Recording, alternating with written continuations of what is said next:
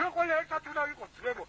უნდა მოისმოს ეს მტრები, მოღალატეები, აგენტები, უნდა მოისმოს, არ შეიძლება ჩვენ სულ ყველა ქართველები ვართ.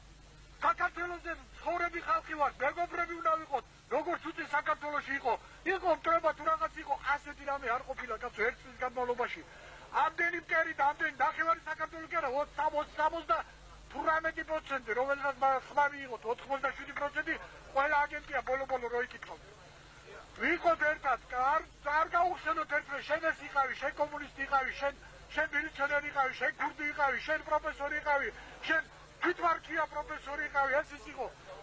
ყველას კაცი არ არსებობს, რომ არ კონდეს რაღაც წამოსადახებელი და მოეშოთ ამ პოლიტიკას.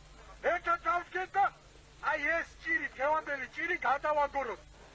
საუბარი მოქმედება გრძელდება და მე მინდა რომ თქვენ კარგად გაიგოთ ყველამ, რომ საკითხით ჯერ არ გადაწყვეტილა.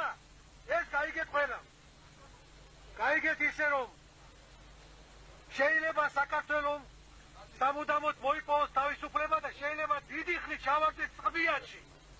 შეიძლება მოხდეს ისე რომ აი ეს ხალხი რომელიცაც თქვენ ხედავთ და გიხარიათ რომ ხედავთ, ხვალ აღმოჩნდეს ისე საკანში და მათ დაემატოს კიდევ მრავალი სხვა.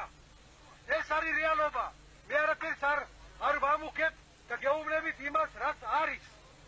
ამიტომ აქედან გამოსავალი მარტო ის არ არის რომ გვარდიელები იდგენ და ეომონ ამ შავ ძალას, რომელიც არის ჩაკეტილი ბუნკერებში. აქედან გამოსავალია ის რომ ყველა ჩვენთაგანმა იგრძნოს პასუხისმგებლობა. პირველ ყოვლისა მე მოუწოდებ პოლიტიკურ პარტიას, რომელიც შეძრეს სად და არ ვიცი სად არიან.